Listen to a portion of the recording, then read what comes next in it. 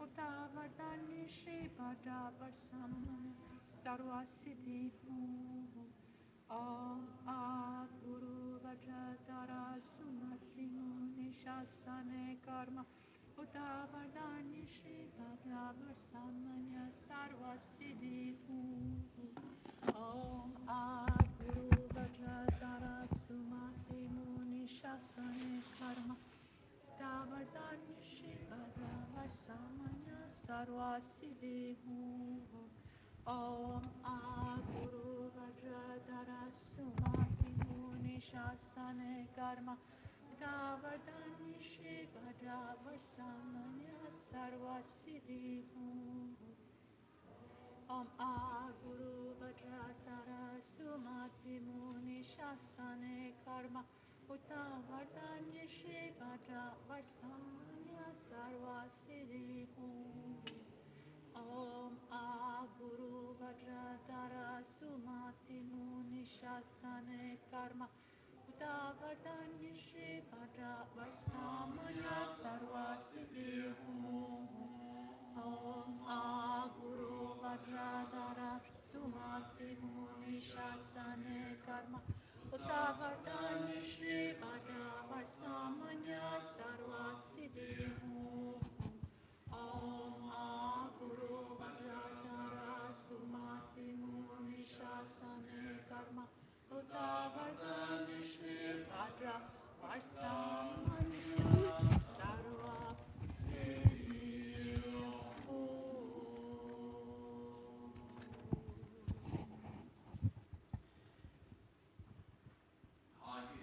Ajinjaton lama tuje chen nyamda tala tuje sisu su gebeshe sandala dendusu yonsungi nawatse dutsu techenine solwa tepetse techen kulu ursu lishune ayela sampete tu malupa gemelungi yobara jingi lo tsane sodan ditu shepetse tukina ge isu lishune Lapchen sani yonsu sobadan cheran tu jewar jingi lo chanchu bargi ni se tukutu ni upeme se drule shune chanchu tepe kiki kushi shindu ke de la duvar jingi lo dane lo na chu la chu badan chumin sanjore ne pa shiwadan chudan tepe tutu malu pa be lungi duvar jingi lo Parmantine serab tam che dam di chi vantu ne kap tam che du Prese chiamne lama chiede me tu ce chiki tala si su su con chiadre nam ta ta chala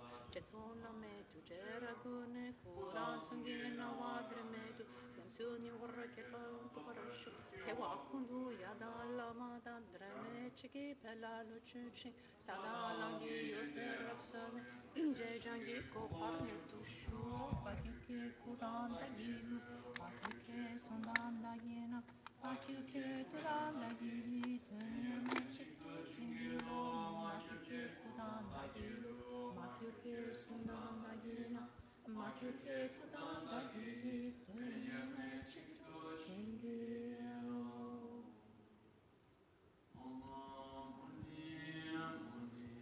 Mahamuni Shakyamuni Soha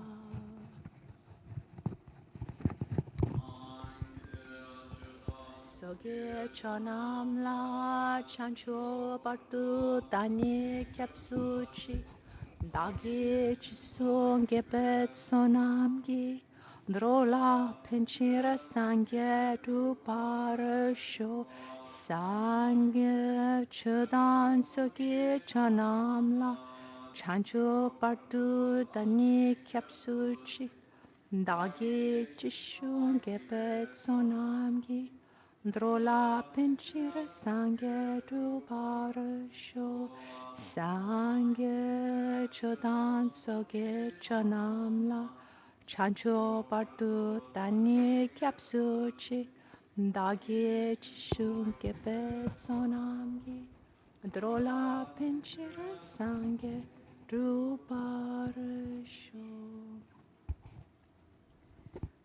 In the Buddha, Dharma and Sangha, I take refuge until enlightenment. With the practice of generosity and the other perfections, May I obtain Buddhahood for the benefit of all sentient beings.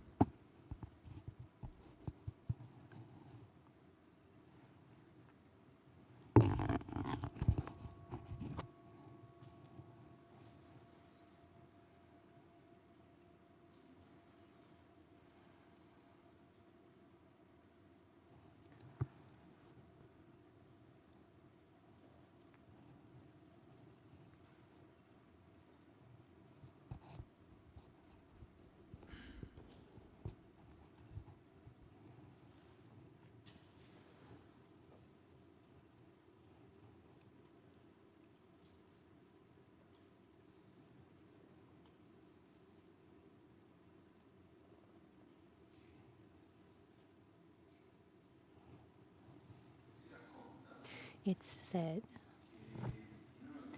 that in one of Buddha's teachings, he said something like,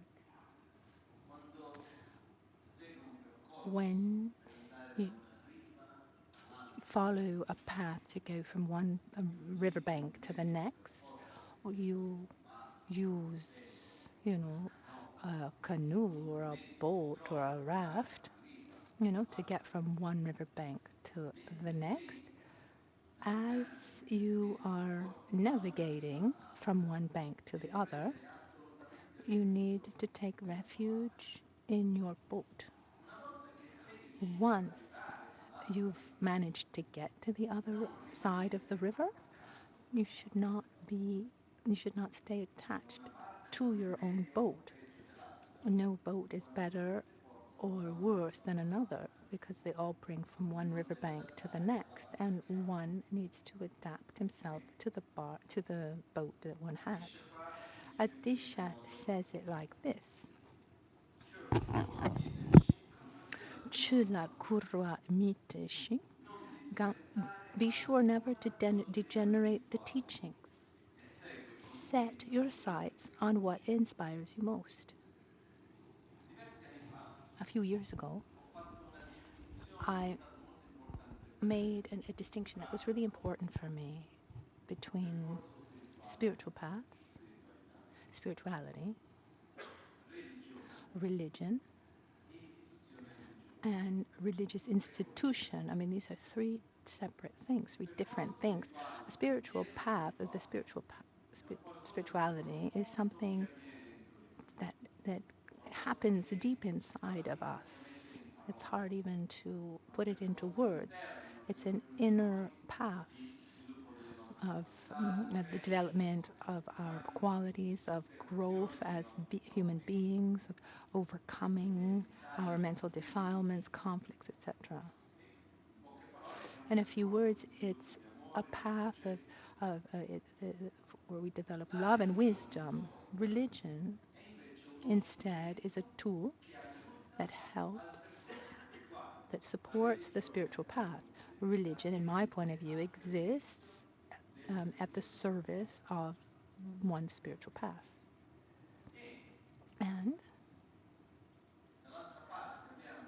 And then we also have a religious institution, which is an organization of, an organization that is created by human beings to keep religion alive. That is, in turn, at the service of spirituality. But it's very important for us to keep clear that the religious institution should not be the religious institution isn't the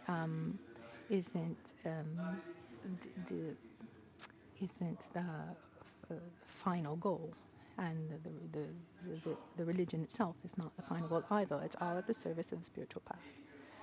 What's important is this inner path that we are following. Once I heard a conversation between two friends. One friend said to another, I want to go to this teacher, that teacher, there's this special person from this tradition, without getting into all the details about it. And the other friend answered, when you dig a well to look for water, you can spend a lot of time looking for water, but once you find a water source, you don't need to look elsewhere. You use that water, which doesn't mean that there isn't water to be found elsewhere. But your objective is not to dig wells, it's to use the water. Once we find a path that we find beneficial, that is able to sustain our spiritual path, that gives us water, we don't need to look for other wells, which doesn't mean that my well is better than your well. There are other wells that aren't as valid as mine.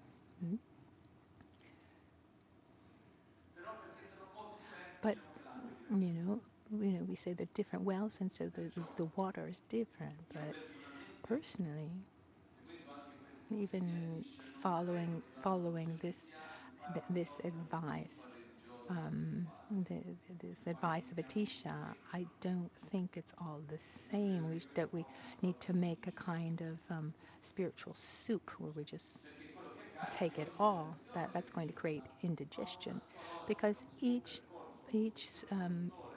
tradition has its own coherence within it.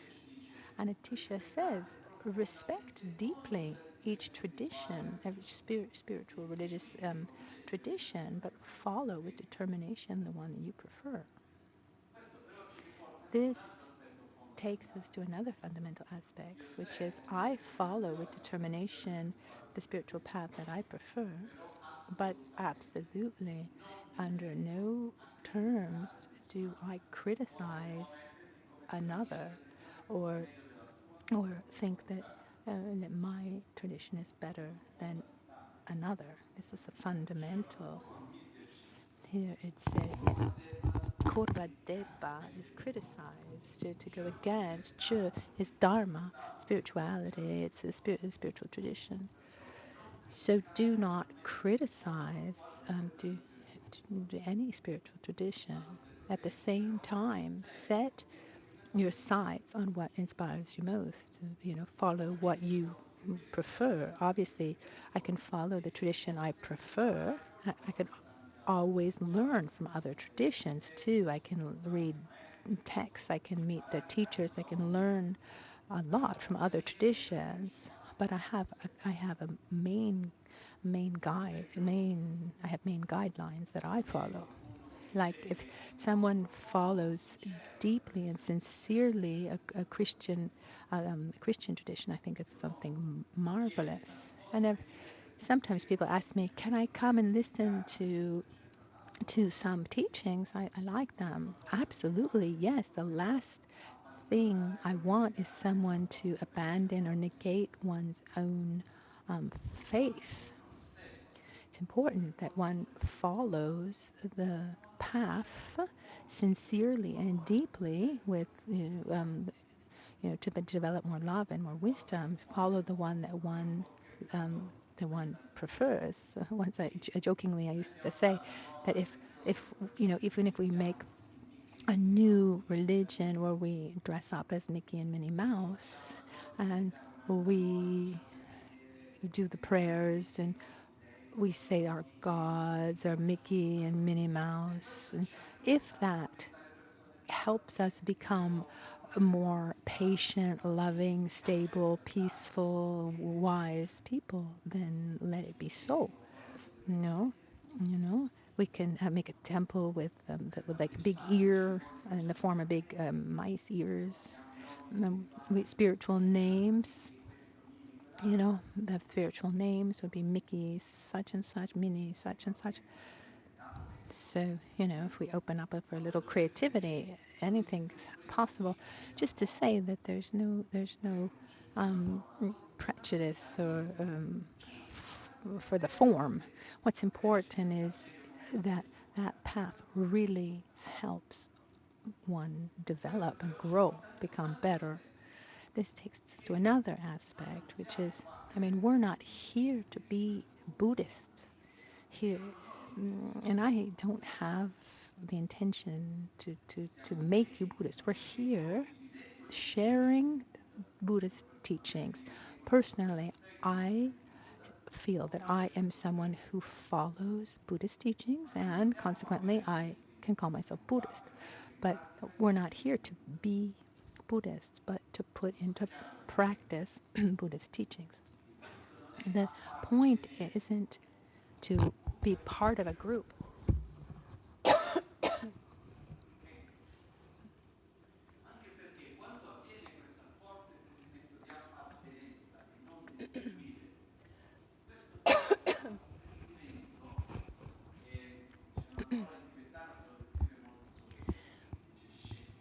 Shempo in Tibetan, I've never found a translation. Shempo is this attitude of belonging that one would have, like a sports fan would have towards his own his own his own team. Why do you root for one team or another?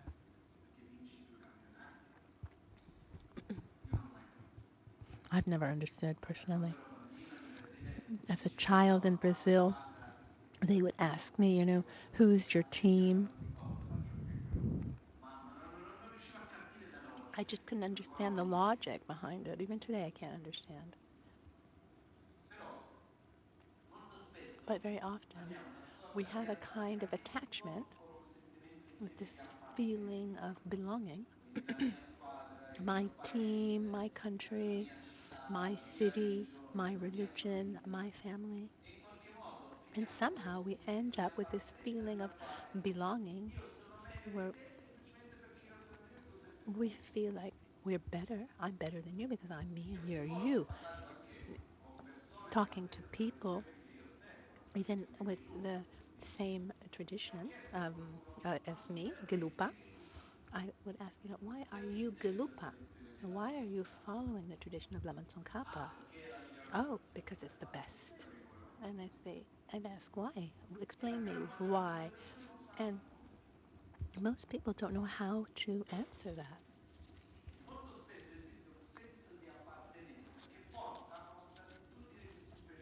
Often this feeling of belonging brings to a sense of superiority. We need to avoid that. We can't allow ourselves to fall into this trap. I'm not better or worse than you. I follow my path as in the best way that I can. Each one does with the tools that he has, the resources that he has. Absolutely no. Do not fall into the trap of seeing one spiritual path within the same religion or another religion as superior or inferior. I'm better, you're worse. We need to put into practice with sincerity what we choose to follow. I don't see this problem in the context in which we are. But I've seen this in my lifetime, unfortunately, many times.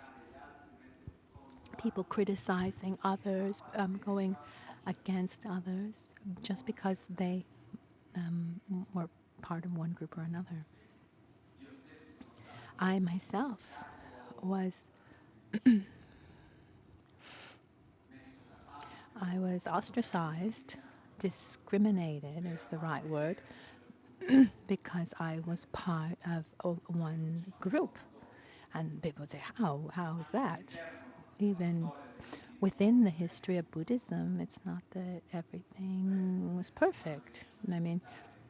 Human beings are able to show their ignorance in many ways. But what this taught me is that, having been discriminated, really taught me to not want to discriminate. This is a learn, even, don't discriminate against those who discriminate, I don't know if that's clear. And we have this tendency to say, oh, no one should discriminate anyone, but you're discriminating, so you're wrong, you're bad. So I'm going against you, I'm discriminating against you. It's like being racist against racists. No. Instead, we need to understand that each person does what he does, taken by his own wisdom or ignorance, doing the best that he can within the context that he is. Also, we see this also in the political realm. Often the discussion isn't about a specific topic, a political choice, or it's more about belonging. Who said it, and the ancient Tibetan books like this, that are bound like this. Here, this one's not bound. They're not bound. On the cover, there's the title of the book, but the author is never written. The author is put on the last page. It says, this text was written by so-and-so, for this occasion. Why? Because when one starts to read a book, they shouldn't judge it based on the author.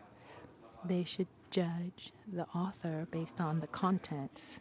And that's why we put the name of the author at the end. Our tendency instead is, oh, it's a book written by, it's a marvelous book, but you haven't even read it.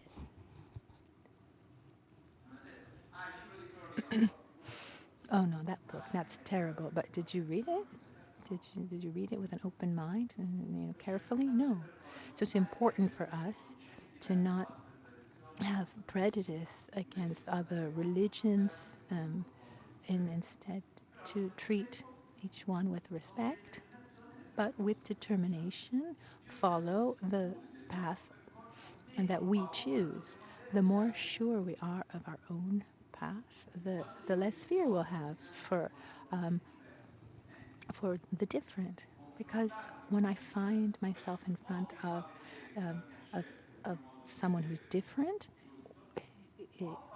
that person will show either that my way is right or wrong. And if I see that my way is not the best way, and I can learn from that person, then that's wonderful.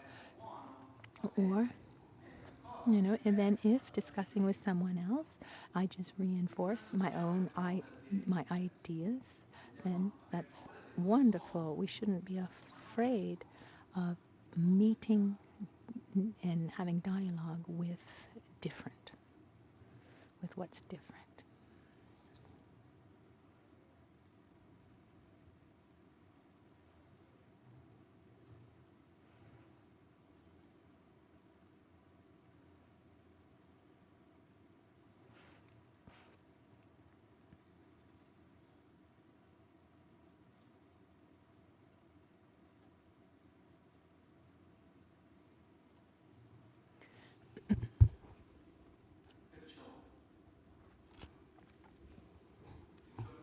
So coming back to the essence as to why we're here, why we're following our path, we are at we're at the service, our spiritual path, which is at the service of other beings. This is important. It's almost contradictory to say we shouldn't be attached to our tradition, understood like as being a belonging. That's not good. But at the same time, we should keep it very, very close and not let go, because once we find a path um, that works for us, that we shouldn't let it go. So here Atisha reminds us and says, be sure never to generate the teaching. Set your sights on what inspires you most. Chukwe nam chu gunening nitsin chetpara beparcha. And through the 10 forms of Dharma practice, exert yourself in sessions by day and night.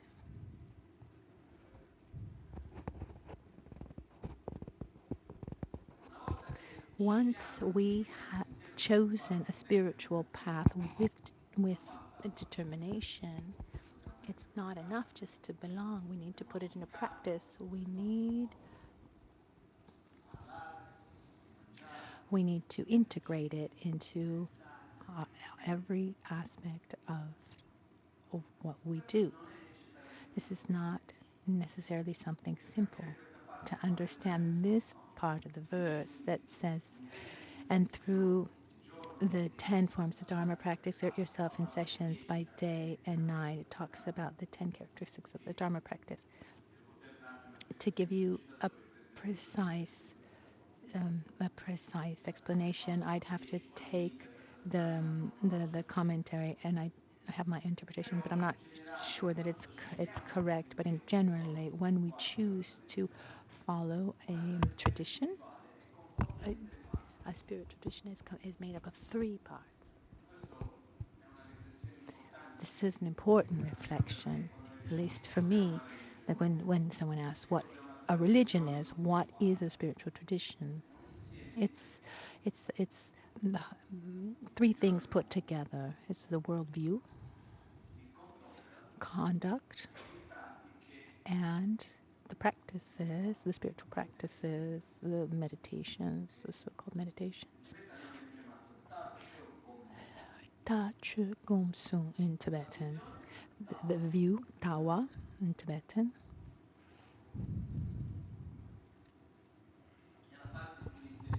This is the more intellectual part, where one tries to see how things exist.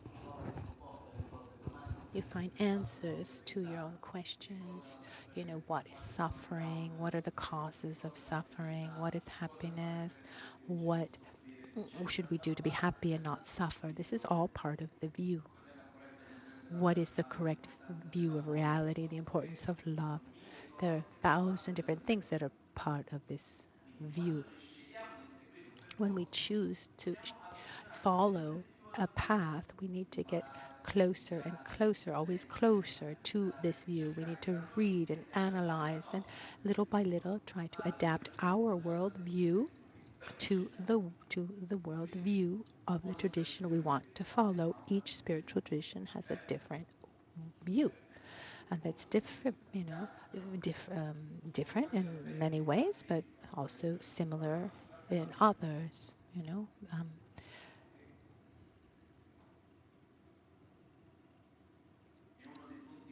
And another important point, it's important to understand what the worldview is of the Buddhist tradition.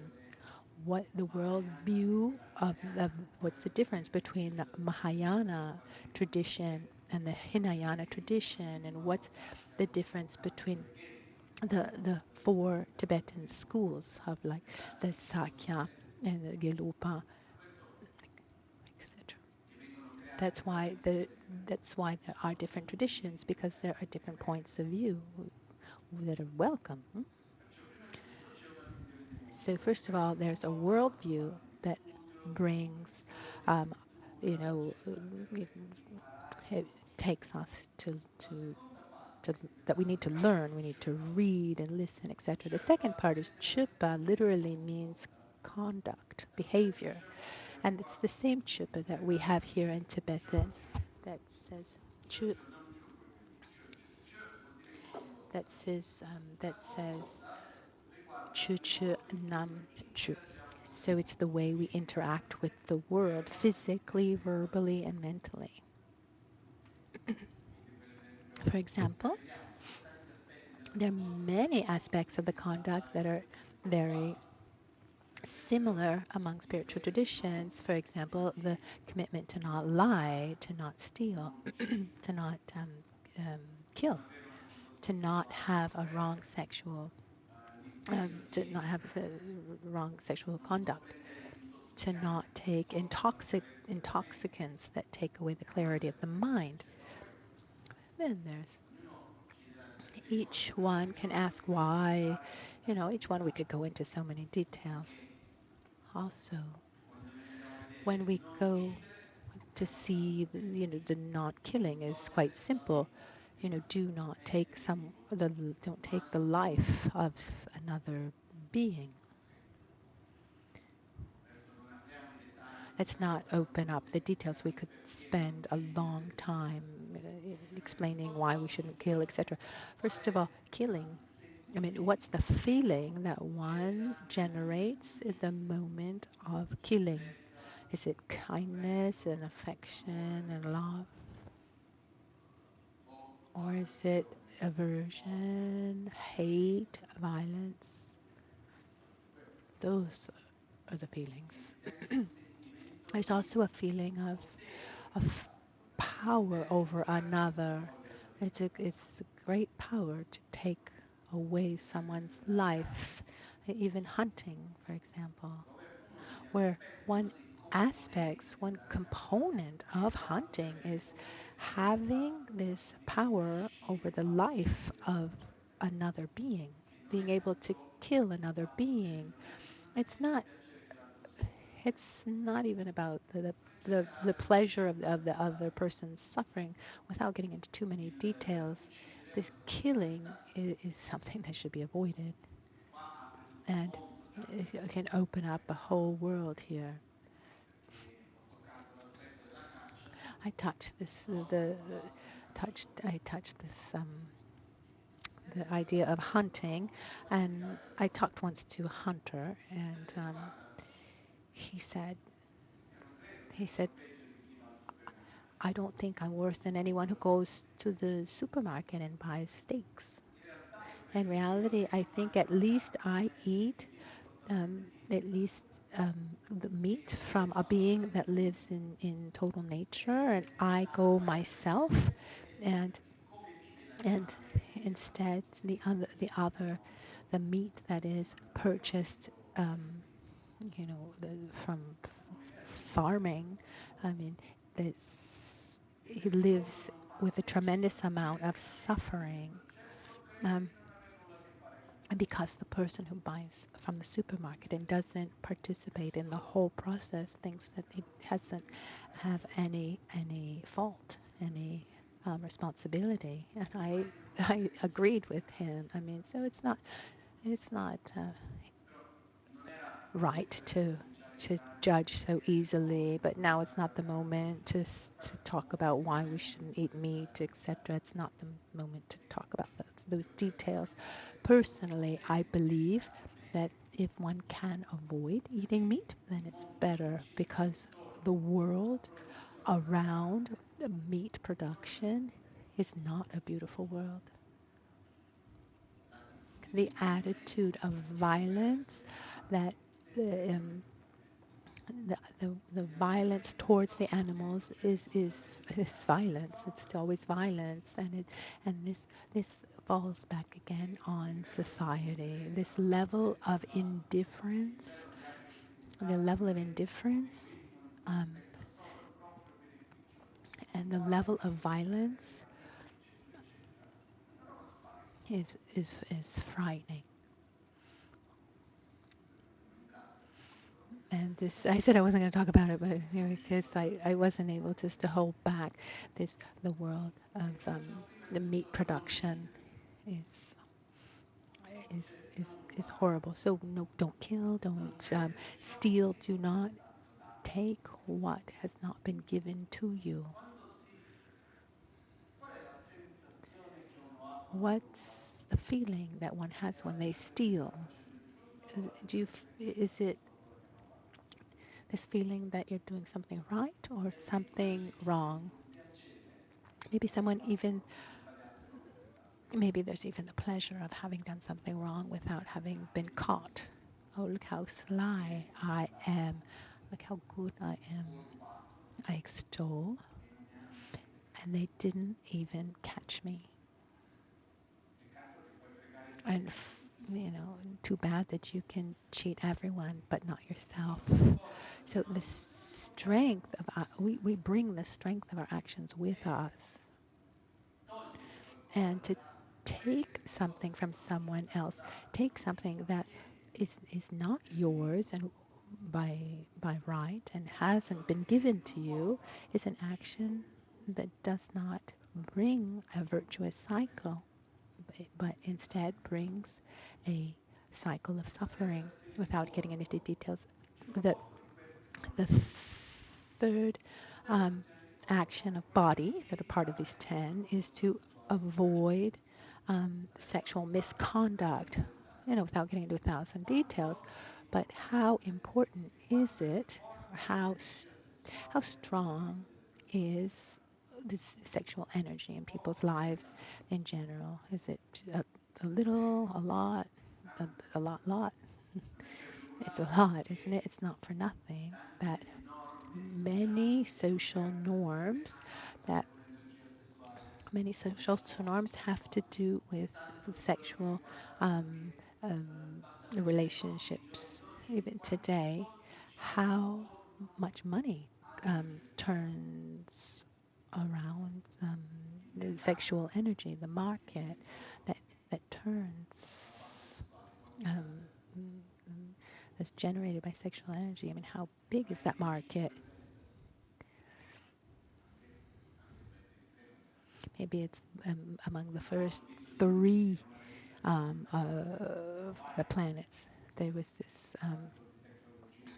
There's this. There's this magazine called Wild that talks about technology and stuff, and they showed the they compared the market of sex, like everything from pornography to films um, and everything, compared to other services, and the money generated in the sex market was it was so much more lucrative than anything else on the planet. Anyway, with sex, it has sexual energy has an enormous um, potential to do both good or bad. It's not for nothing that it's also historically was one of the main weapons of war. If a country or an army would invade a place, one way to destroy the self-esteem, the social structure, was through rape. This was something that happened and happens. All of this just to say that it's not a small affair. It's an energy that needs to be used in a healthy way. This is important, and I'm not here to give rules, like like moralistic rules, Puritan rules, like you should do this, you can't do this. In our Western world, there are three things that are extremely present in society, but at the same time, they're strong taboos. And instead, the Tibetan culture is very different. These three things are death, which is also a taboo, but every film shows, a death every 10 seconds. There, the children that play video games of killing, but death is still a taboo. It's something you see everywhere, but you don't talk about it. Another taboo is money. It's normal that things, it's normal that everything it turns around profit, but it's something that we don't talk about. And the third taboo is sex. Something that I mean, so many things are sexualized in our society, but at the same time, it's still a taboo. If you look in the Tibetan culture, I remember once I was talking to a friend, and I asked him how many brothers he said. He said, "Oh, have we are there are 13, 13, all from the same father, but uh, no, it was from the same mother. But like my father, he went, to travel for a year, and then he came back, and my mother was pregnant. I mean, there there wasn't this problem. Maybe in the modern Tibetan culture in the city is different, but but the in the past, um, on a sexual level, they just organized themselves as they could. But what was important is that the woman took care of the household, and that the man, the livelihood. But and if he wasn't there, the other things happened. Instead, it's such a taboo for us when we talk about avoiding sexual misconduct. It has to do with some specific characteristics. The first being, someone once described what lust is, which is in the Christian tradition is a sin. No, what's the definition of lust? The etymology that I learned is this lack of consideration for the dignity of one's object of desire, this lack of consideration for the dignity of one's own object of desire. In other words, I want you for my pleasure, and I don't care about your needs. Is that clear? So you can see this in many aspects sexually as well, but not only. I relate with you because I want something from you, and I don't care much about your needs or your desires. So this lack of consideration for the dignity of one's own object of desire, this is one aspect that would fall into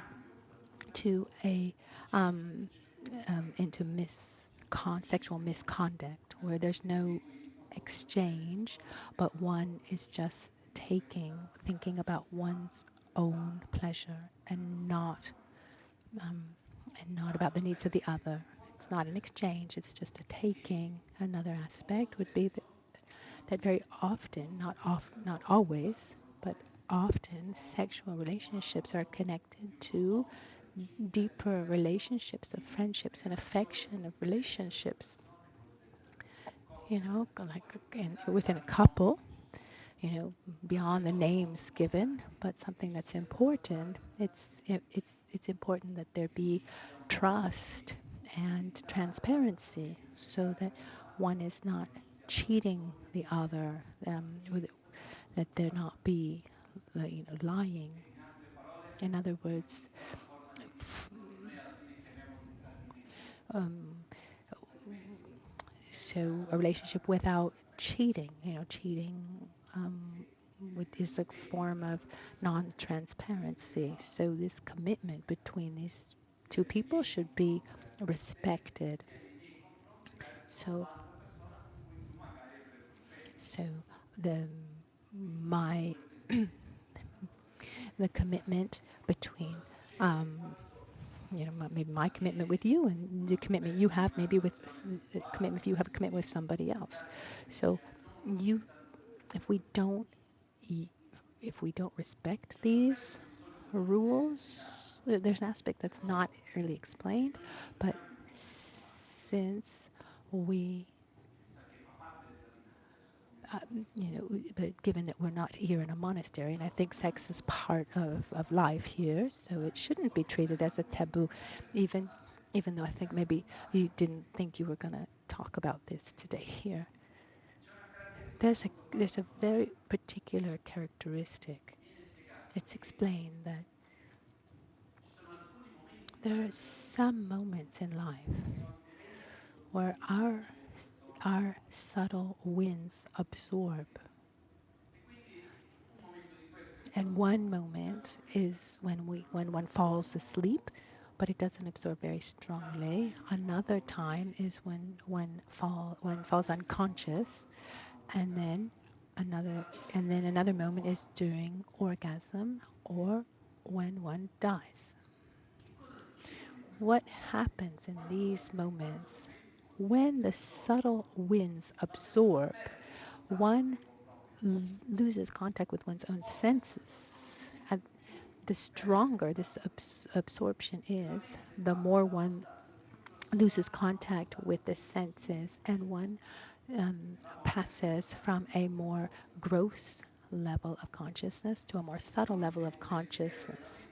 The last thought of the gross mind directs the more subtle mind.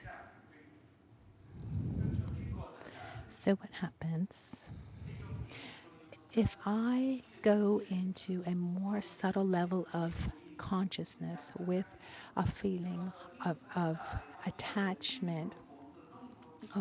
I reinforce an attitude of, I reinforce this attitude of selfishness and attachment. If I go into a deeper state of consciousness with a feeling of love and respect, what on a deeper level I am reinforcing love and respect. If one was able to enter into a deep state of consciousness in inducing this state through the body, having the winds absorb into the central channel through orgasm, for example, if one is able to do this with a deep state of love and wisdom and the realization of the correct view of reality, that's the key to cut the root of our suffering, our ignorance. But they said it's kind of like a snake inside the tube. If it gets inside, where can it come out? It can get out. If it's in the tube, it can come out from above or from below. There's no middle way. But just putting into simple words, what happens is that when someone experiences these states of consciousness on a deeper level, even just for a second, if the feelings are if the feeling is virtuous, one is reinforcing the virtuous minds, and the opposite is true. The tendency is that when one is in a sexual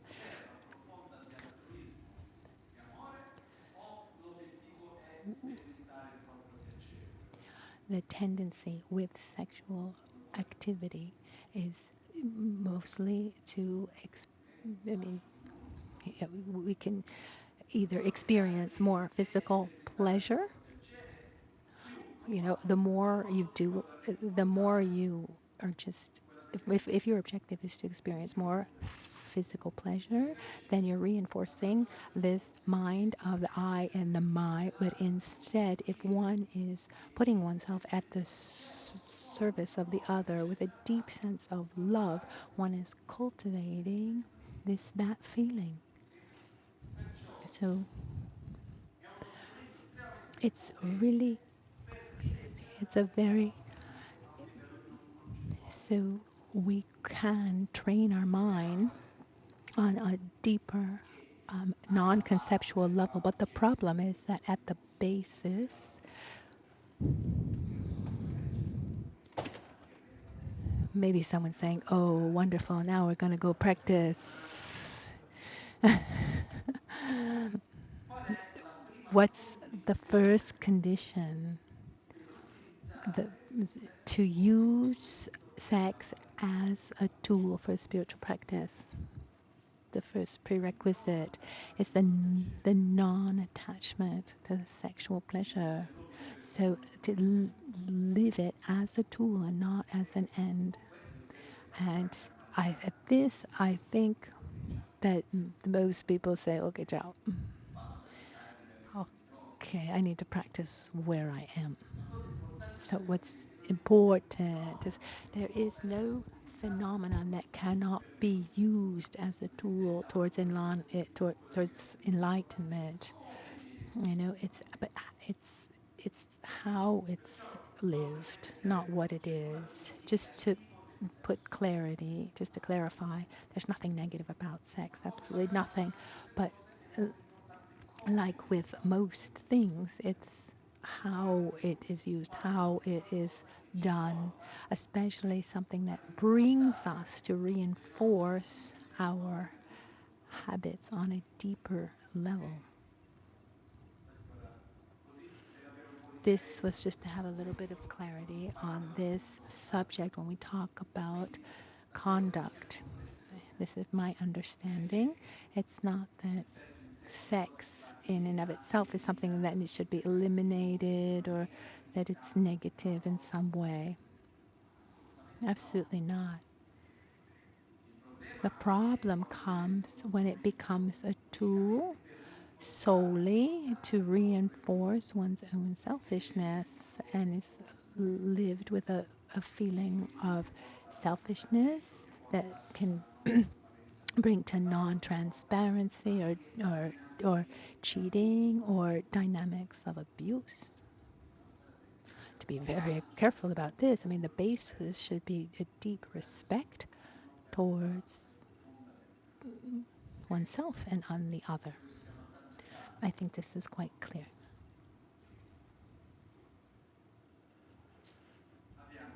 We have don't kill, don't steal, don't have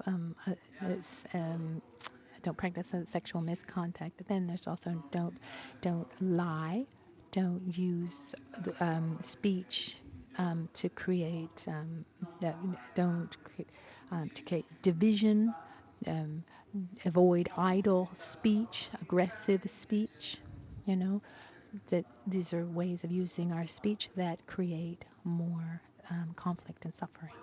And then there's the most important part of the conduct, which is the conduct of the mind, so, which is, for example, never desire the suffering of someone else.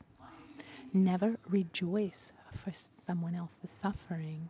It doesn't matter who it is. No, never abandon love towards others. When we talk about conduct, there's so many vows that one can take. And this is something really interesting for me within the Buddhist tradition. You know, people ask me, what should a Buddhist avoid?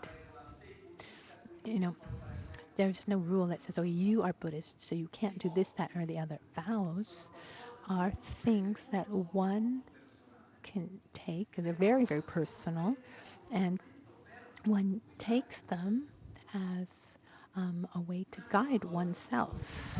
It's not something that you have to do, and if you don't do it, you'll be judged negatively. Also for this, I think that in the monastery, it's prohibited to teach monastic vows to those who have not yet taken them, which just seems a little strange, and I couldn't understand this. I thought,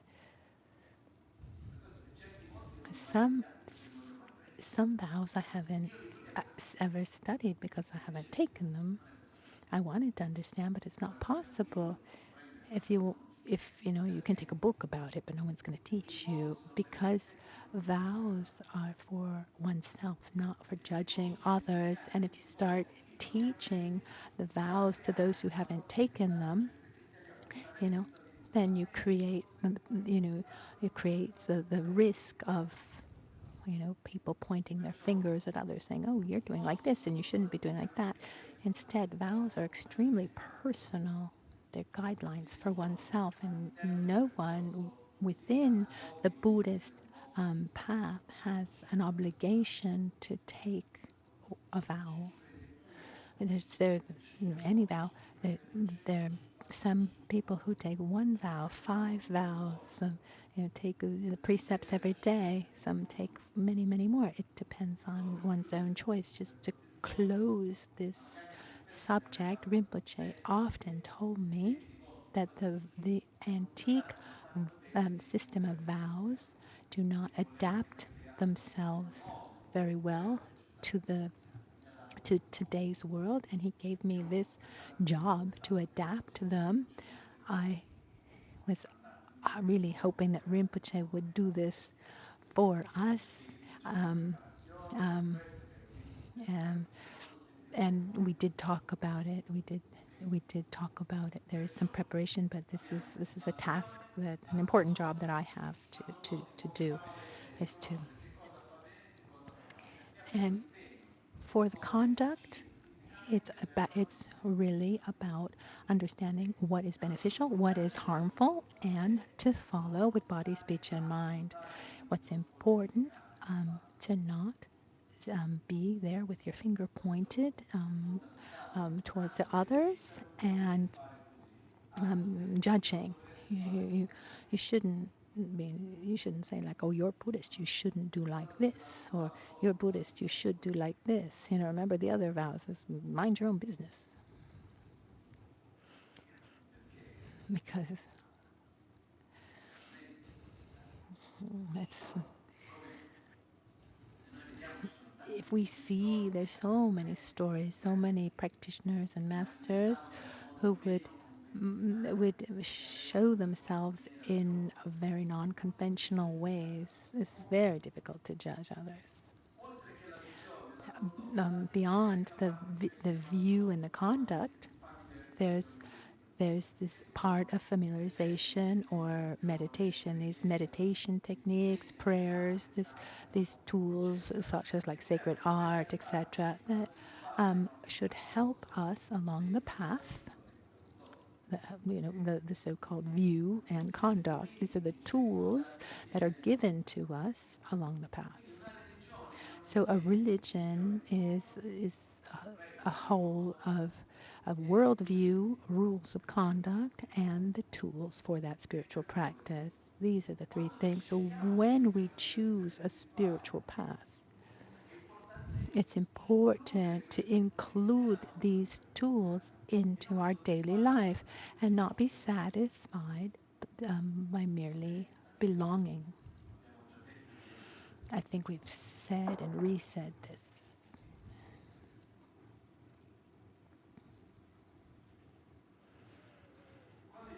Here instead, where it says to exert yourself in sessions. So one thing is understanding, but once we have understood, we need to familiarize ourselves on a deeper level. And at a certain point, one needs to sit down. The classic path would be, after many years of study, one sits down to meditate. And the most ideal thing would be to dedicate at least an hour a day to meditation. Ideally would be to do 4 meditation sessions of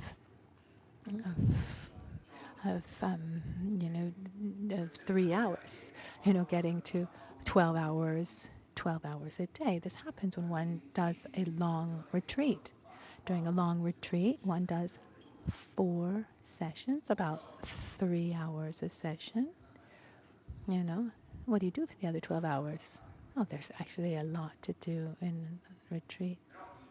But the fact is, one takes time, a certain amount of time dedicated to our practice after having been prepared. I want to open and close a parenthesis here. There's a project that I'm working on in these days, actually.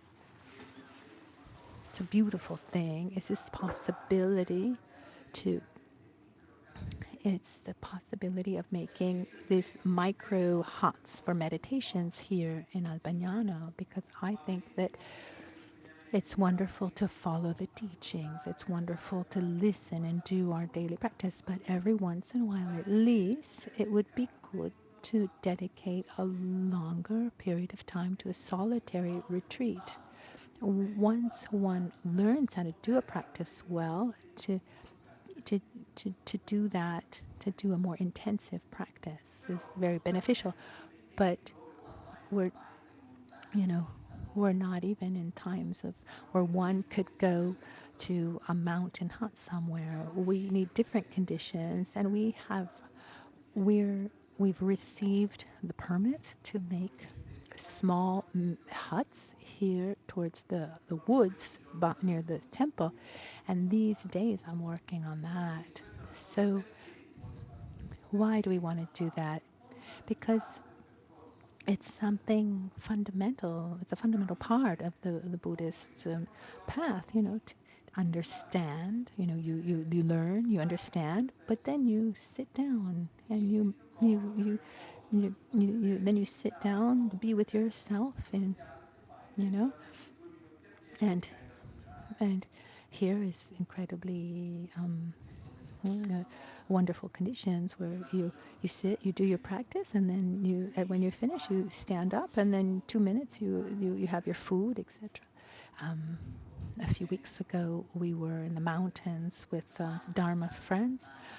This mountain hut in the high mountains, with totally off the grid, and there were monks who came with us. And I told the monks, if one day you want to come and do a retreat here, and they said, okay, that's nice, but is Albagnano's better?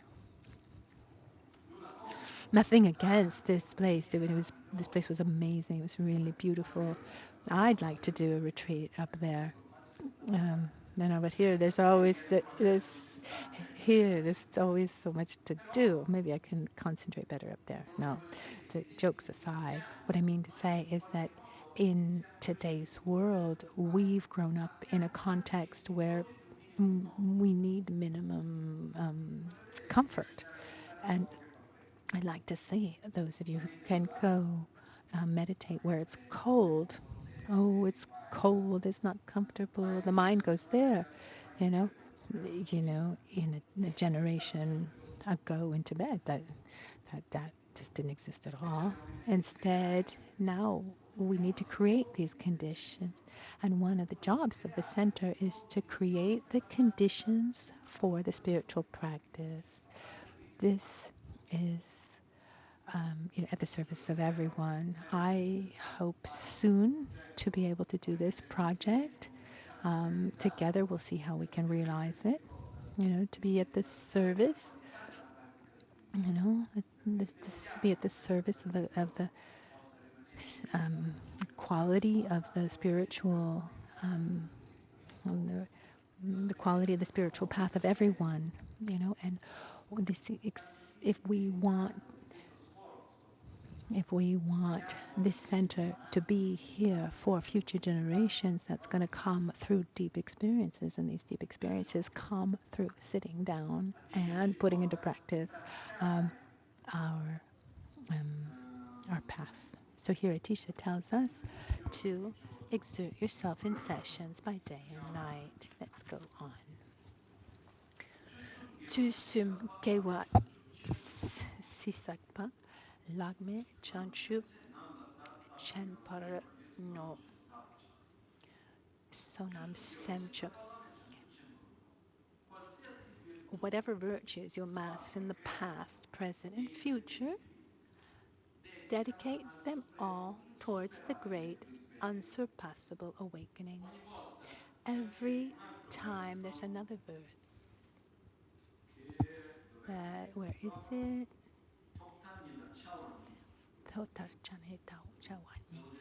So there are two actions, one's at the beginning and one at the end.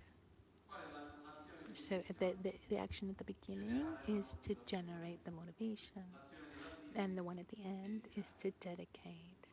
So when you begin something, remember why you're doing it. When we finish something, dedicate that positive energy that you've generated to others. So any positive energy, whatever virtues you amass in the past, present, and future, dedicate them all towards great unsurpassable awakening. In other words, through the positive energy that I have generated, the positive karma, may that be at the service of helping every being reach a state of peace, the so-called nirvana. So we're going to dedicate to everyone, dedicate what we do. We could talk about this for hours, but for now that's enough. Sonam Semchen Nam Latar. Divide your merits, your positive energy among all sentient beings. Sonam, energy, the positive energy, virtuous actions. This is this inertia, this karmic force of virtuous actions. Semchen Nam Latar. Divided among all sentient beings. Don't keep it just for yourself. Let it be of benefit for everyone. It says, the more sincere your altruistic mind is, the more benefit it is. Someone might think, oh, I worked so hard to do this. If I have to share it with everyone, what's going to be left for me? Instead, no, the more we dedicate, the more it grows, and the more we have this altruistic. So it's important also to have this altruistic mind when we finish something and share it with others. Nyana dupa.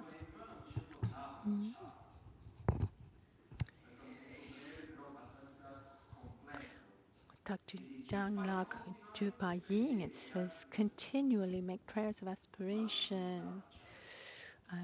Munlam Chempo Daparcha, combining them with the 7 branches.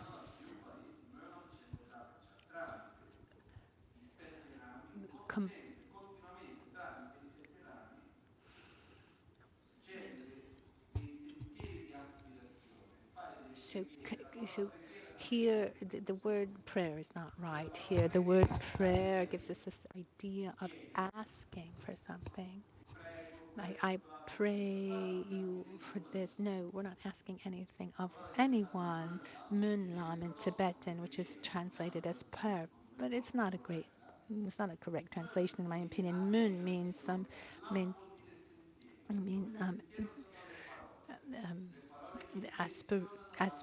aspiration, and lam is the path. So these are like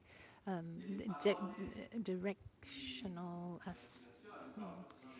They're words that direct our aspirations.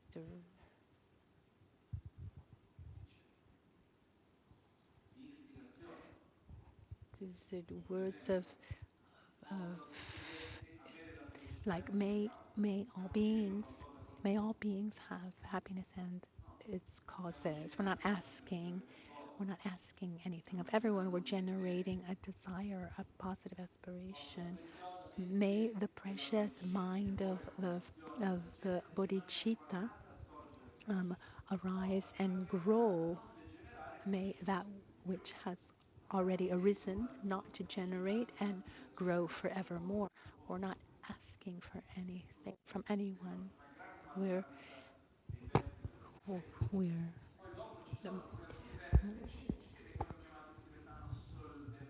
Instead, there are some verses called solde.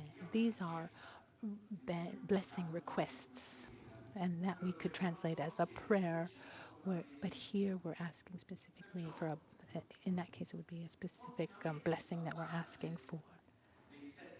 So based on the 7 branches, one should generate the positive minds. The 7 branches are 7 actions to do daily. And in Buddha's teachings, they're repeated often. And we're going to find them again in many different meditational practices and sadhanas, in the so-called prayers, etc. We find these 7 branches constantly. The Guru Puja is structured in 7 branches, and the path of aspirations from verse 84 to 114 is here one aspires to what one wants. And the previous part, basically, it's the 7 branches plus request of blessings. What are these 7 branches? They're based on the correct attitude that one should have towards a spiritual guide. So, if I go to my Guru,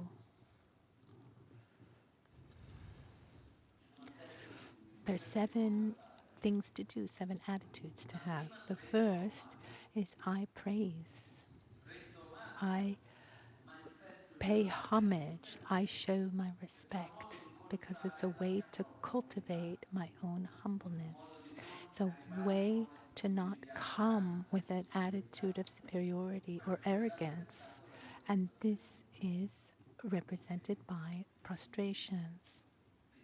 Physically, we unite our hands at our forehead, our throat, at our heart, or we can simply bow down. We can also prostrate with our mind, with our speech, but we pay homage. It's like if I'm with someone, for example, let's say I work in a company and the CEO, who has a great importance in the company, at a certain point he walks in. What do? Do I just, do I stay attached to my screen as if nobody had arrived? Or do I at least show that I've understood that he or she has entered the room? I mean, I don't know what the dynamics are here in the office if, when the president of the company arrives, if people stand up or not. Maybe it's seen well, or not well seen. But what happens if someone walks in the door and I stand up? The meaning is I am noting your presence. I am not indifferent to your presence. So it's an act of respect. Similarly, when we get to someone's house, what's the first thing we should do? Say hello. Hello. A word of respect. You shake hands. According to the tradition of the place, to greet, to and since the time of Buddha, the what was done when one goes to master, one praises. So the first one is the prostrations, and the second one are offering. In the antique Tibetan and Indian tradition, one never would go anywhere with empty hands. I remember a friend who went to do humanitarian work during the period of earthquake in Nepal, and many humanitarian aids, they were very surprised because certain villages, even today, have this tradition of never going anywhere with empty hands. And these villages, these are villages where like 90% of the houses were destroyed, where they literally had nothing. It was a disastrous time. And when these workers would arrive by helicopter, and the villagers would come with something, with a little bit of tea, something, and they were so touched. I mean, they have nothing, and they're giving me something. This is deeply, deeply part of their culture. You never go anywhere with empty hands. You bring a flower, you bring the Tibetans found you bring a kata, this scarf, and then you can't go wrong, and very often the kata even comes back to you, so you can't go wrong. The point is never go anywhere with never go anywhere empty-handed. So I praise, I pay homage, and then I make an offering as a sign of respect, as a sign of friendship, a sign of request.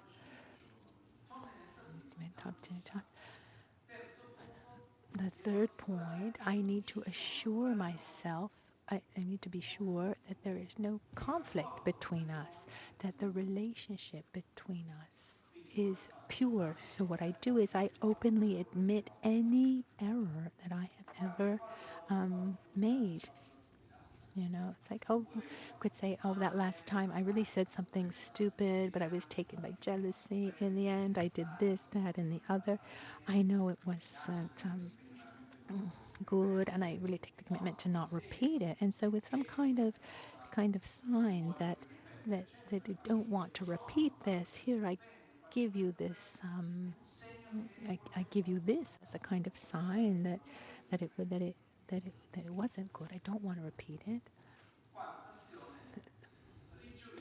Then the fourth is rejoicing for positive things. So here I rejoice for my beautiful things, your beautiful things, our beautiful things. I rejoice in general.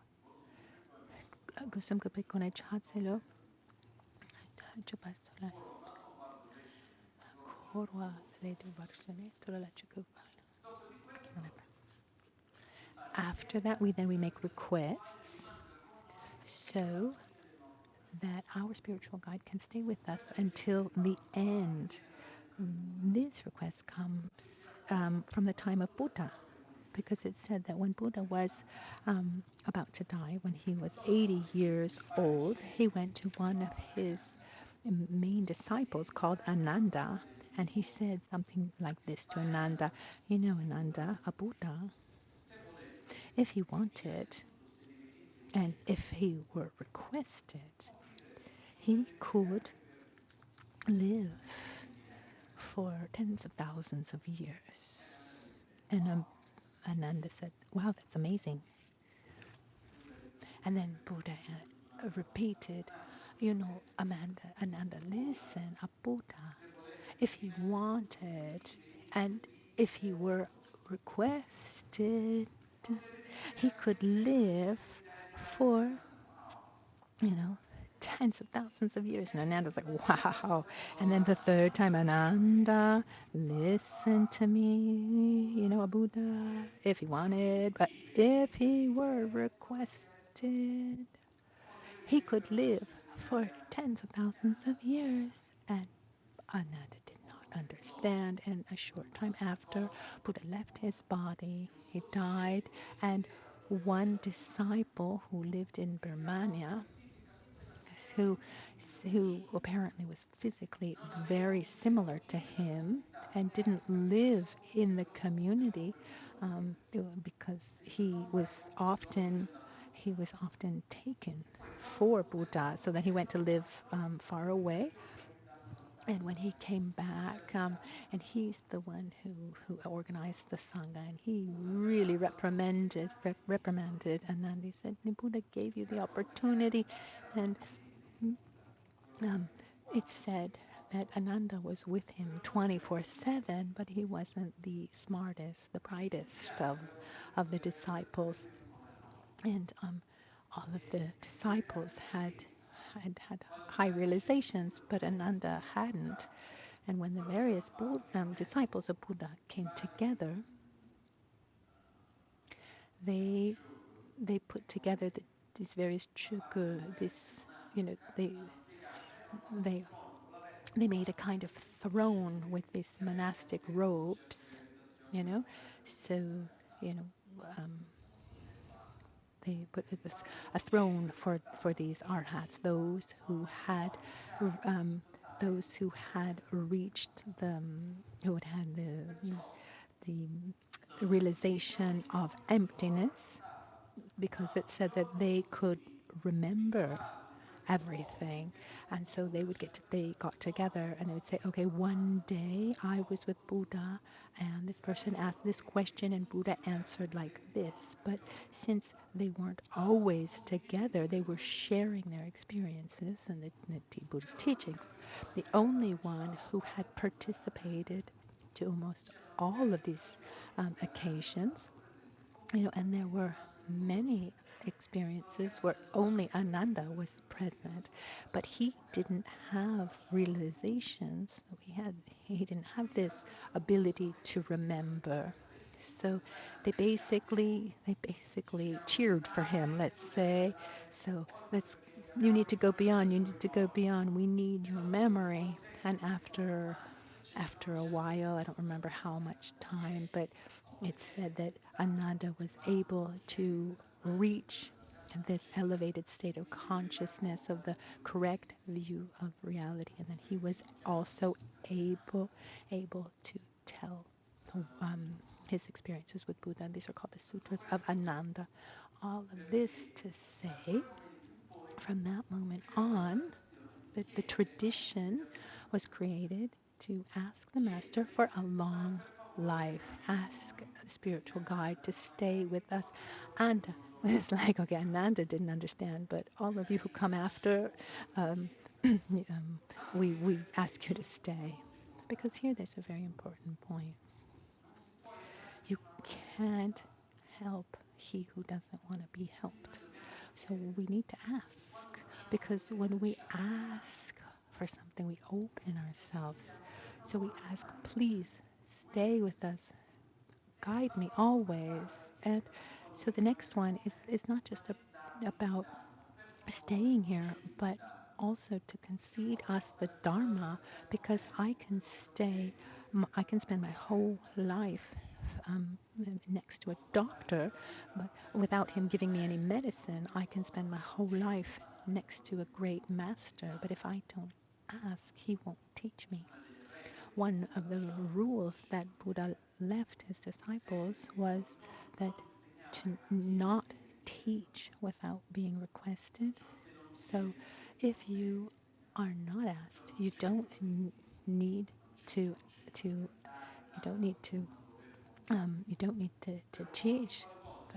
Which there is no one is trying to convert. But if someone does ask and the conditions are right, then you do need to that you do need to share and teach. Bernard is asking if Ananda had the realization of non-attachment. I don't know what realization Ananda had, if it was of non-attachment, but what is told is that Ananda did not understand what Buddha said. It wasn't that, oh, I have no attachment, so I'm not going to ask. It's told that he was so faithful to Buddha, but at the same time, he never thought of doing something from his own personal initiative. If he had said, Ananda, make the request, he would have done it. But it shouldn't have been a request based on a request. But I think that he had an absolute faith, this dedication, but he didn't have any kind of self-initiative and what his realizations were. Really, I don't know. I know very little about the life story of Ananda, but from that moment on, the tradition to request, so thanks to him, we request our spiritual guides to stay with us. And then we request to receive the teachings, and this is important, to open ourselves up, to be open, the teachings. And the last one, we dedicate the positive energy that we have created to others. These are the 7 actions of the 7 limb prayer. So we pay homage, prostrations, I make offerings. I admit openly my harmful actions. I rejoice in all the positive actions and virtues. Um, and and we ask the Buddha to remain and turn the Dharma wheel. Um, so admitting openly one's mistakes is important. I've been asked to explain that. We'll do that, but not today. It's important. Then we prostrate, make offerings. We acknowledge, we openly admit all our harmful actions. We rejoice in all virtues, and we ask the Buddha to remain and to teach us the Dharma. These are the 7-limbed prayers, and we find them pretty much everywhere here in our in our sadhanas. It's not something to recite. This is this should come. These aren't just words to recite. These are inner minds to generate. And what's the importance of aspirational prayers? The Dragon Rinpoche said, the first thing we need to do for something to come about is to desire it. So when we generate these virtuous aspirations, these virtuous desires, we're directing our mind towards what we want, remembering that desire is one of the strongest forces that exists in our lives. So it's very important to generate these aspirational words and prayers, virtuous words like may all beings have happiness and its causes, may all beings be free from suffering and its causes, etc.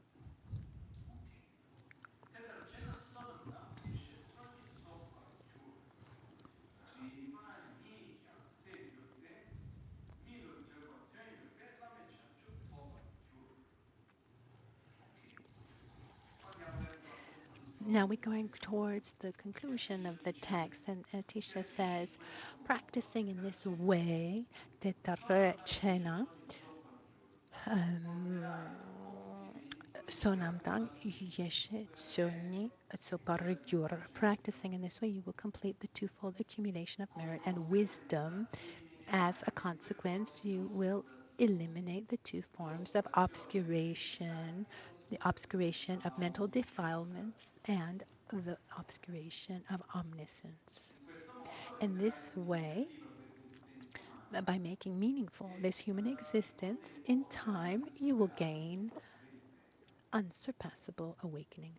The unsurpassable awakening in time is not there.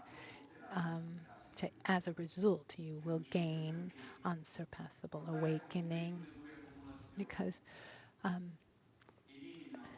the twofold accumulation and eliminating the two forms of obscuration is synonymous with reaching enlightenment.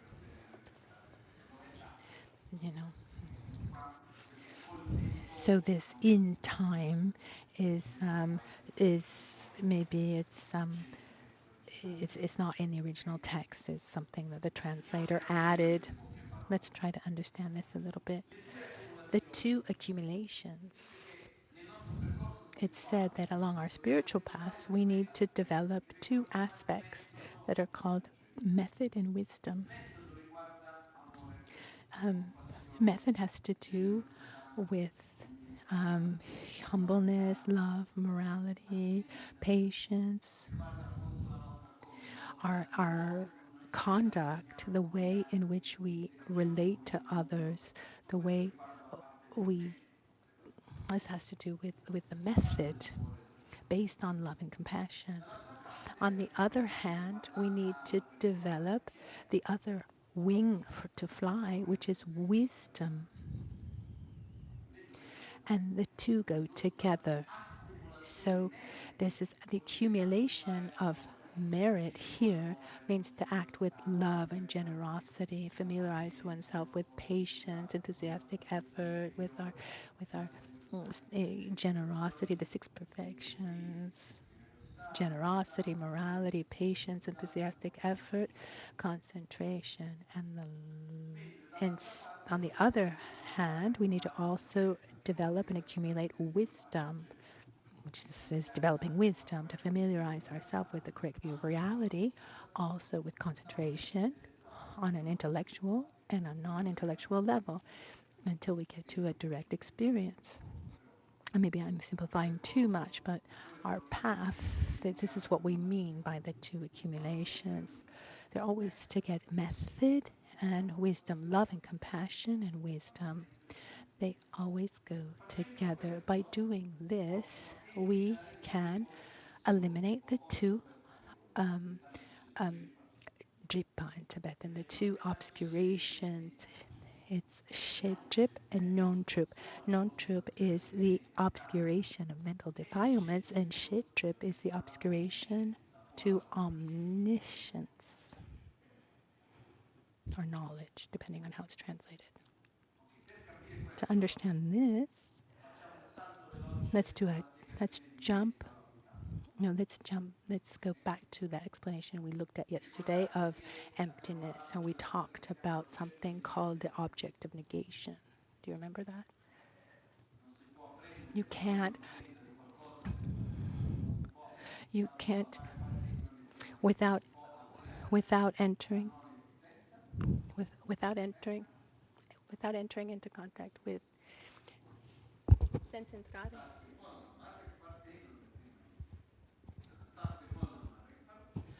Without entering into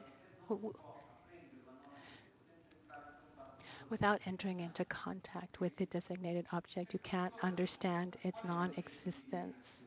So what's the object of negation? It's the appearance, the objective appearance.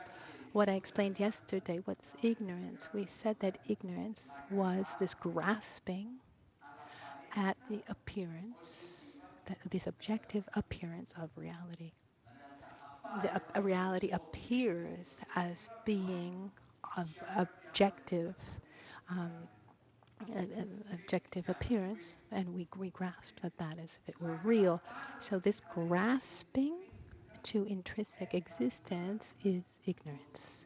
It's also the obstruction of mental defilements, as where the appearance of intrinsic existence, which is deeper, is the obstruction to omniscience, which is also called the imprint of ignorance. Is that difference clear? One thing is grasping. Let's take the example of yesterday. Let's look at these flowers. The flowers appear to us as being autonomous, objective, and of intrinsic existence, or do they appear to us as being interdependent? Without without philosophizing, they appear to us as being of objective existence, of intrinsic existence, but conceptually we know that that's not true. But even if we know it conceptually, we still relate to the flower as if it were of objective existence. So relating to the flowers as if they were of objective existence, this is our ignorance. Instead, the appearance, which is before the grasping, is called the imprint of ignorance. First, one overcomes ignorance to then overcome the imprint of ignorance. Imagine that I take away lots of garlic from a place, but one needs time for the bad smell of the garlic to go away. So one needs a lot of time to get rid of that appearance, that imprint of intrinsic appearance. So we have this grasping at intrinsic existence and all our mental defilements, and also the grasping at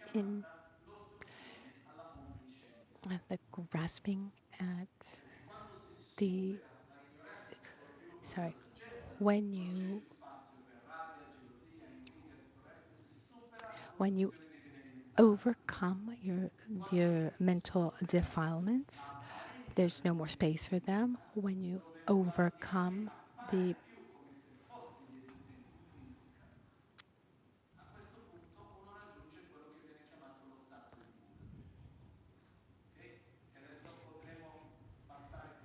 we could spend hours and hours describing this in many, many technical defilements, but I don't think it's the case.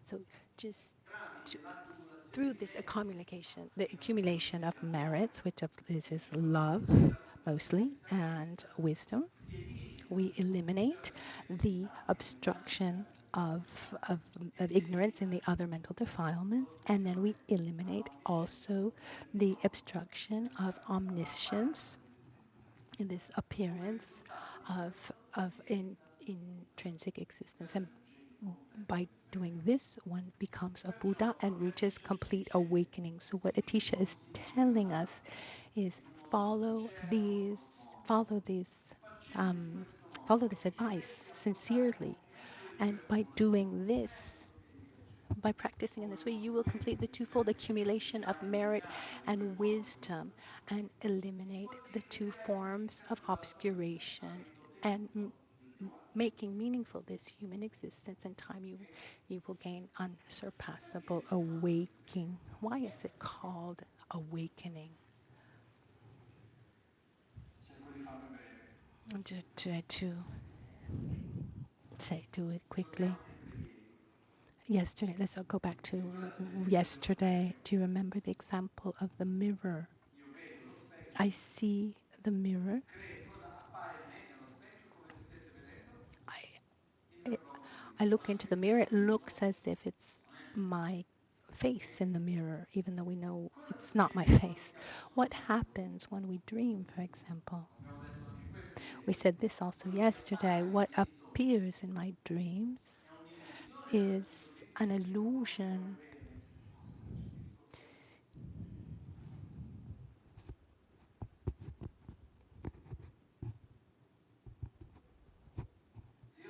If I'm dreaming about someone I love, it, if I dream that someone I love dies in my dream, it doesn't mean that the person actually dies. It's also said, it's strange, dreams are strange. It's also said that if you die of someone, if you dream of someone dying, it's a sign of long life for them. But while I'm dreaming, that experience is real to me, and there are three levels that we can see.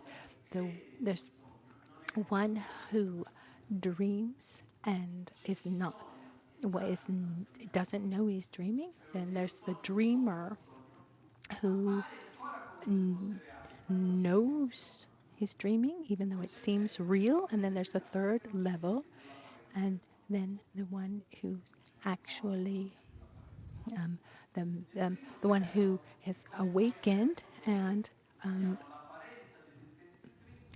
first we have the reality as if the reality that appears as being objective, and we relate to it as if it's objective. Once you have a direct appearance that's non-conceptual, that we know that the reality is not of intrinsic reality. It's like a dreamer who is aware that he's dreaming. Reality appears as being of intrinsic existence, but I'm aware that it's not. When one is able to eliminate the appearance of the intrinsic existence, so there is neither appearance nor grasping, then one is awake, one has reached the state of Buddhahood, where there's neither the appearance of intrinsic existence nor the grasping. What Atisha tells us here is to remember that it's possible. If we follow it sincerely, we can reach this final objective. We need time and effort.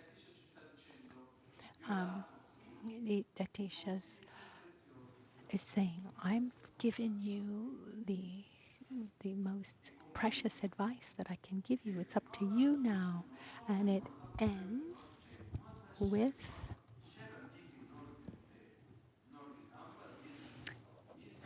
Damper Nordan Surge Nor Domper Nordan Domper Nor Drelion.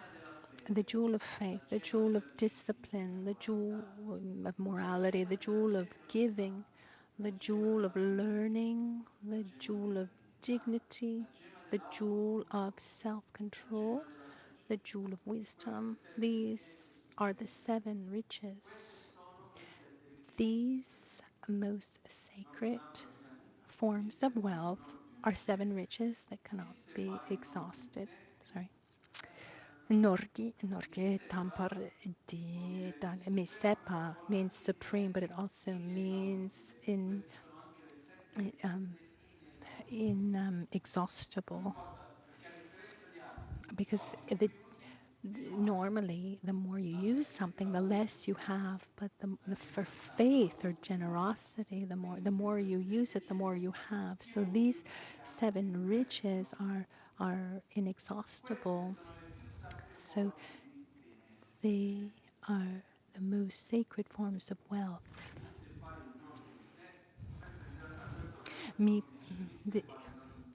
Where it says, here it says on verse 27, these 7 riches are inexhaustible.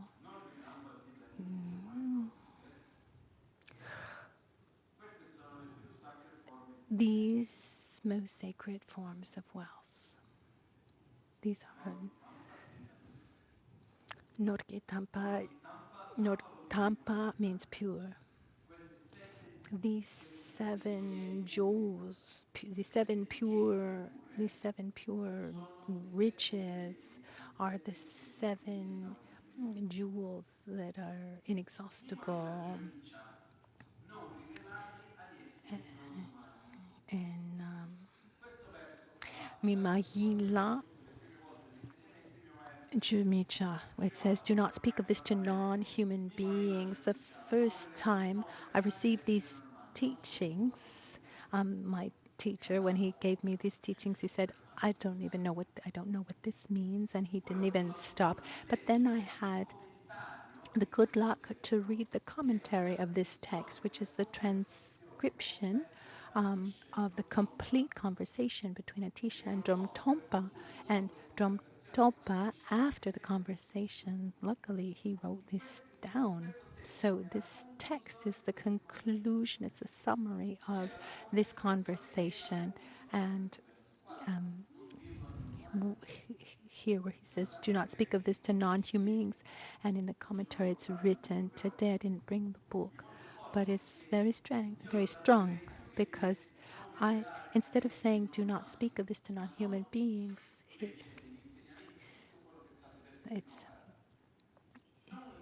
I would say, do not talk about these teachings to those who are not, because me means person. Maying is that is not. Je mi cha. And je is to speak, and mi cha, don't do it. So don't talk about these teachings to people who are not. It's a term that to refer to spirits and such. But in this specific case, it refers to Atisha said, be careful, my dear son, with whom you share these teachings, because if you give these teachings to those who are not ready to put them into practice, and instead you use them for like religious power or for worldly reasons, remember that those who can destroy a spiritual lineage are those who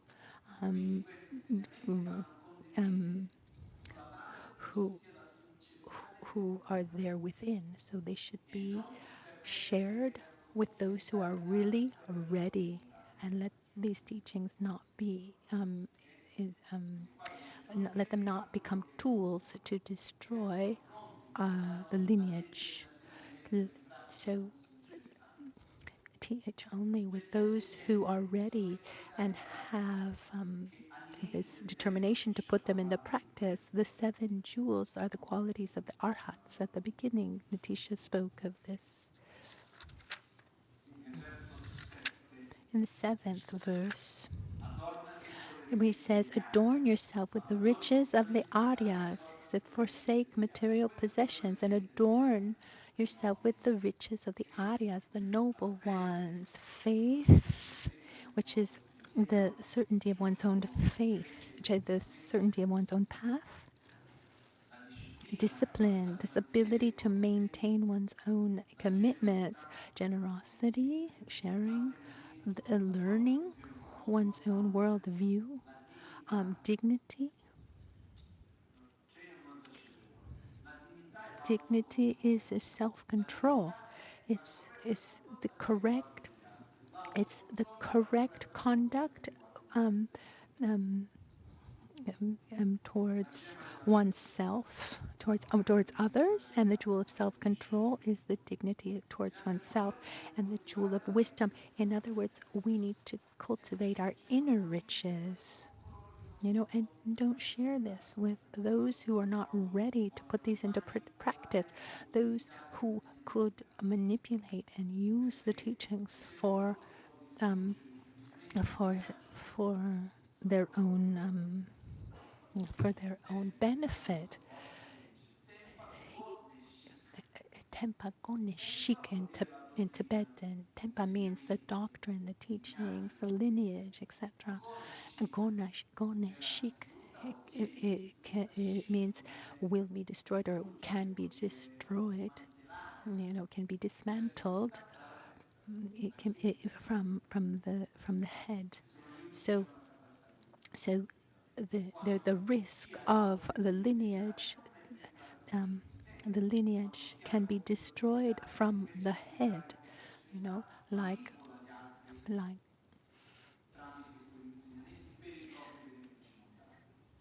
so we need to really use these teachings for our own path and be careful with whom you share them. So and these teachings have been shared openly quite recently, only quite recently. In the very the conclusion, it says,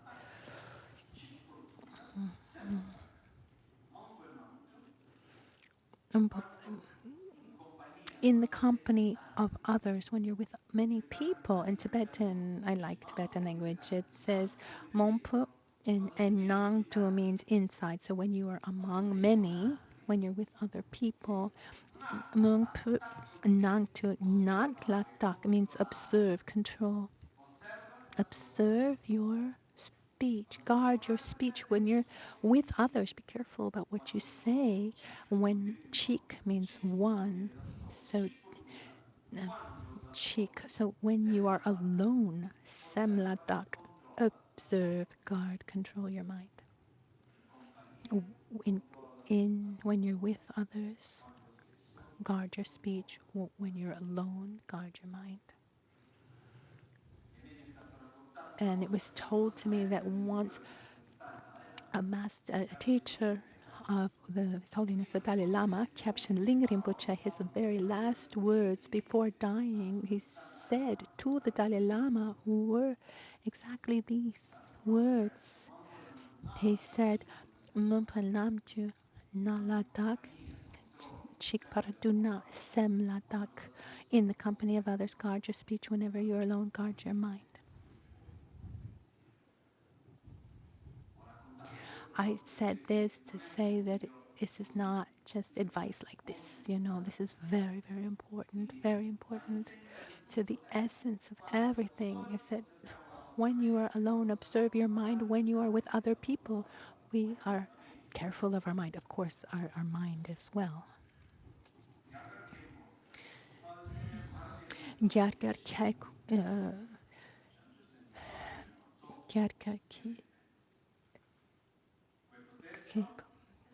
This text was written by the Bodhisattva Mani Avali. Sorry,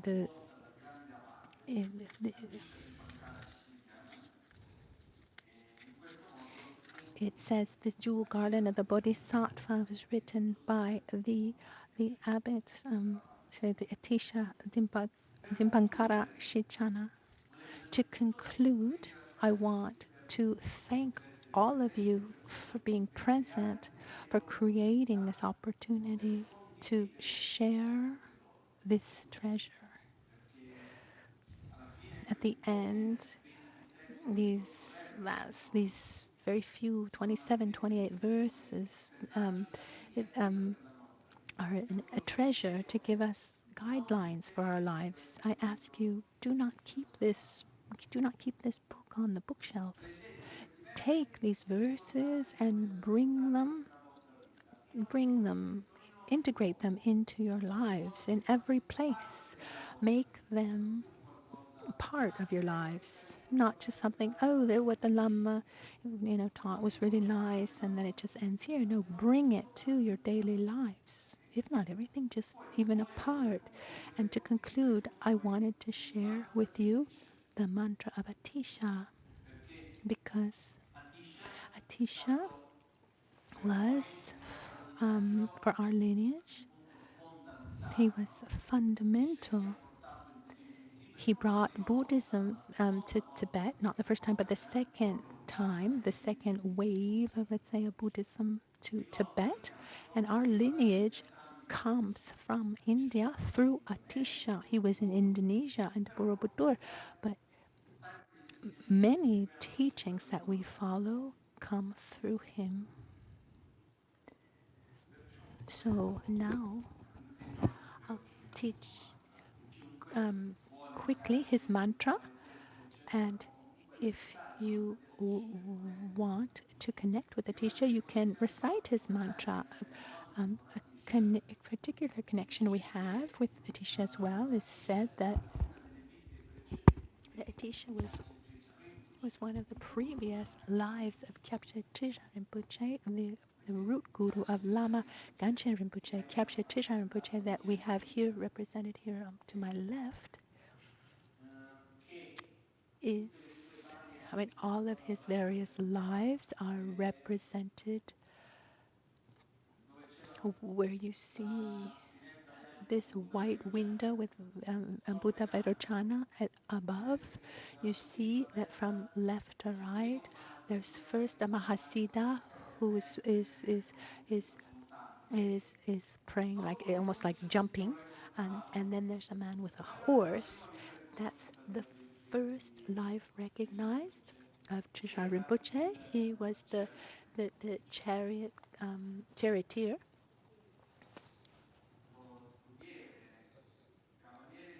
The charioteer of Buddha Shakyamuni, the one who brought Buddha outside the palace, his friend, and is the previous life of Geshe Rinpoche that goes on up to at the end where there is Vajradhara, this Buddha of blue in color.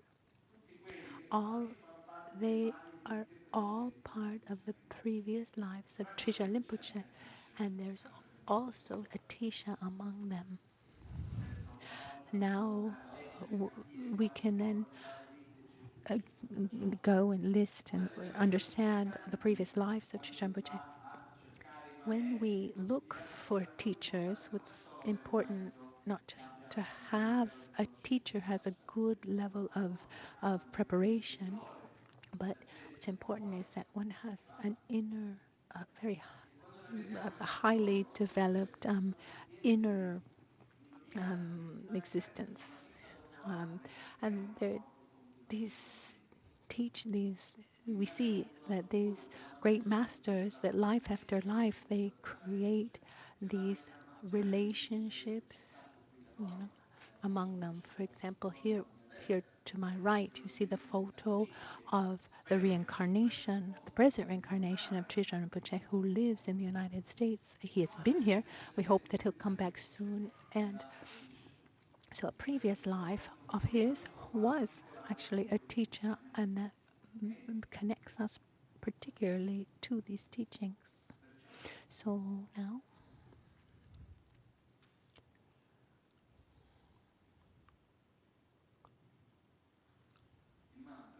the mantra Om Guru Vajradhara, Atisha, Dimpankara, Shikyana, Sarvasiddhi. Om Guru Vajradhara, Atisha, Dimpankara, Shikyana, Sarvasiddhi.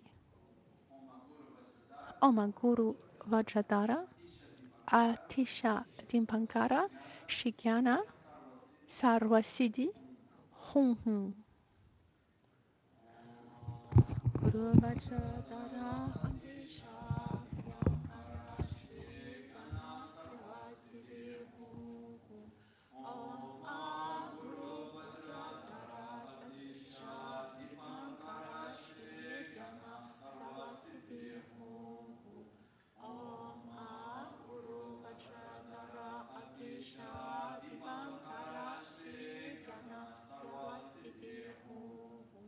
Om Guru Vajradhara, Atisha, Dipankara, Shikyana, Sarvasiddhi. Om Guru Vajradhara, Atisha, Dipankara, Shikyana, Sarvasiddhi. Om Guru Vajradhara, Atisha, Dipankara, Shikyana, Sarvasiddhi.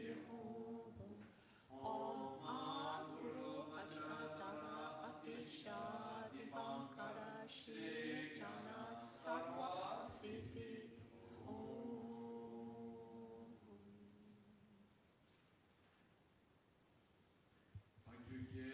Lama Michel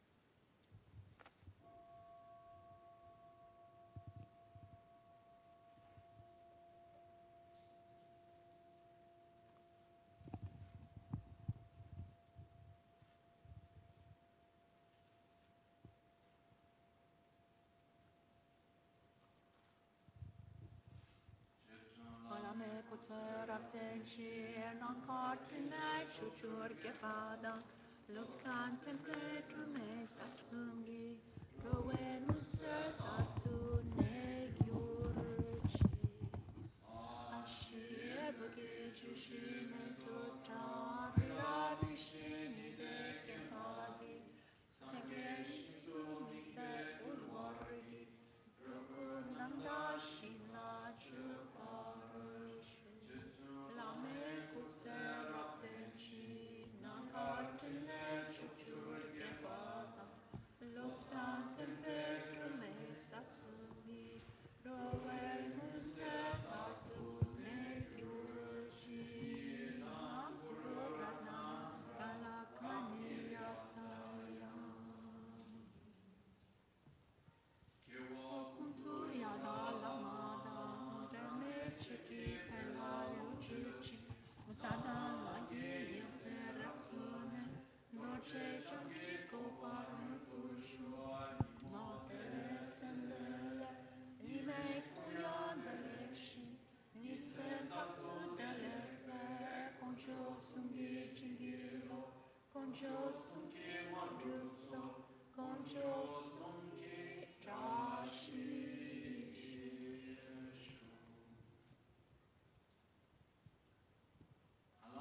At dawn or at dusk, at night or midday, may the three jewels grant us their blessings. May they help us to achieve all realizations and sprinkle the path of our lives with various signs of auspiciousness. At dawn or dusk, at night or midday, may the three jewels grant us their blessings. May they help us to achieve all realizations and sprinkle the path of our lives with various signs of auspiciousness.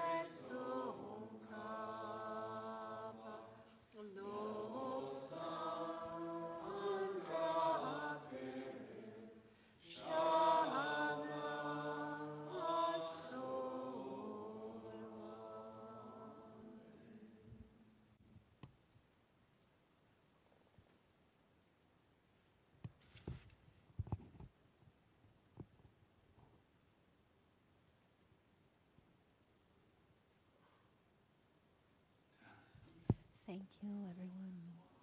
In this way, we conclude these 2 days. Tomorrow morning, there'll be morning inspirations, and so we continue together. Thank you.